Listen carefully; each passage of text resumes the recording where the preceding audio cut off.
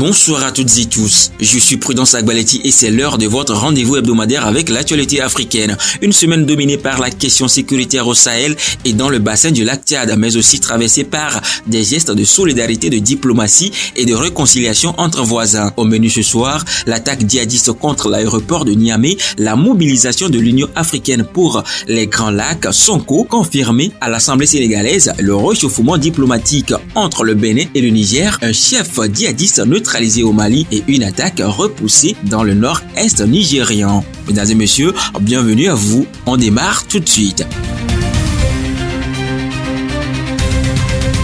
L'aéroport de Niamey visé par une attaque djihadiste, 13 morts. Jeudi à l'aube, des hommes armés ont tenté de s'introduire à l'aéroport international Diori Hamani de Niamey. L'attaque revendiquée par le JNIM a été repoussée par les forces nigériennes avant d'atteindre l'aérogare. Bilan, 13 morts du côté loyaliste, 11 militaires et 2 civils.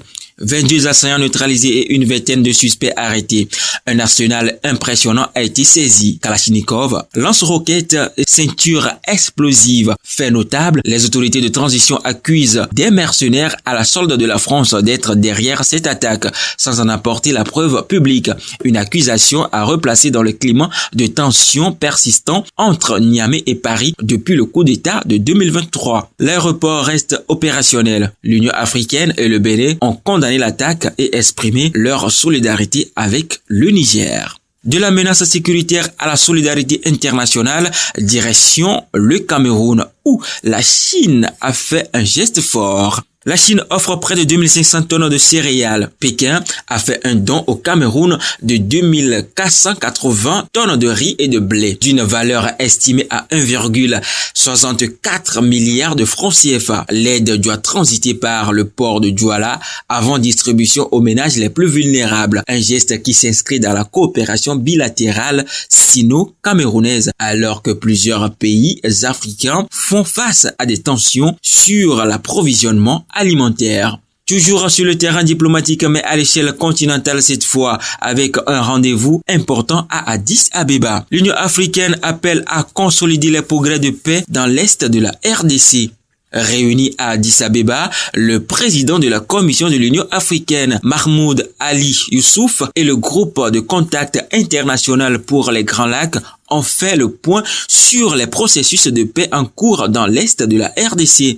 Ils saluent les avancées de l'accord de Washington et du processus de Doha, mais insistent, sans cessez-le-feu durable et sans accès humanitaire renforcé, ces progrès resteront fragiles. L'épidémie d'Ebola, qui pèse sur des systèmes de santé déjà épuisés par le conflit, a aussi été évoquée comme un défi à part entière pour la région.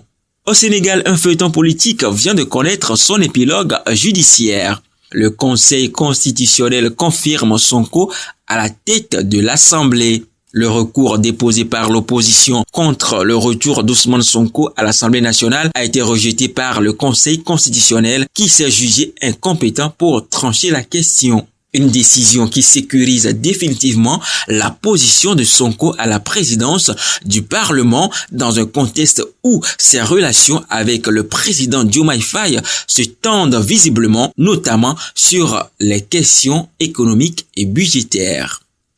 Du Sénégal au Bénin, où la diplomatie de bon voisinage progresse à grande vitesse avec le Niger. Vers la réouverture de la frontière fermée depuis 2023. Après la visite du président béninois Romuald Wadani à Niamey début juin, les deux pays ont conclu un premier cycle de discussions techniques sur la réouverture de leurs frontières communes. Les experts doivent encore se réunir pour finaliser leurs recommandations. Au programme également, la relance de la commission mixte de coopération et un renforcement de la lutte conjointe contre le terrorisme et le banditisme. Une visite de réciprocité du président nigérien Tiani à Cotonou est même évoquée.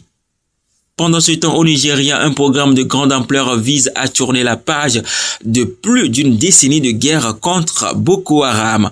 Près de 10 000 ex-combattants de Boko Haram réintégrés dans la société. L'État de Borno a célébré la sortie d'un nouveau groupe de 720 anciens combattants de Boko Haram d'un centre de réhabilitation à Maïdougouri. Au total, ce sont désormais 9680 ex-insurgés qui ont suivi ce programme de déradicalisation, de soutien psychologique et de formation professionnelle avant de prêter serment de respecter les lois du pays.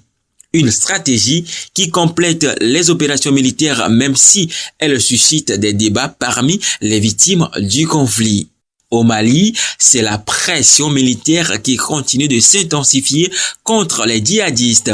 Un cadre djihadiste du JNIM tué par une frappe de drone. L'armée malienne a annoncé avoir neutralisé début juin près de Djenné un commandant djihadiste connu sous plusieurs alias, ancien membre de Moujao intégré depuis au JNIM. Il aurait dirigé plusieurs zones opérationnelles dans le centre du pays. Cette annonce intervient 10 jours après l'instauration par Bamako d'un système de récompense financière pouvant aller jusqu'à 2 milliards de francs CFA pour localiser les principaux chefs djihadistes, au premier rang desquels Iyad Adgali, chef du JNIM. Enfin, terminons notre tour d'horizon sécuritaire au Nigeria dans le bassin du lac Tchad. Une attaque de l'ISWAP repoussée dans l'état de Borno. Dans la nuit du 19 juin, l'armée nigériane a repoussé une attaque de l'ISWAP dans la zone de Buratai grâce à une riposte combinant troupes terrestres et appui aérien sans perte dans ses rangs selon le commandement militaire. Cette opération s'inscrit dans une coopération renforcée entre Abuja et Washington, marquée depuis décembre par des frappes de drones américains. Les analystes restent toutefois prudents. L'ISWAP dispose de mécanismes de succession rapide qui lui permettent de maintenir sa capacité de nuisance malgré les pertes répétées de ses cadres.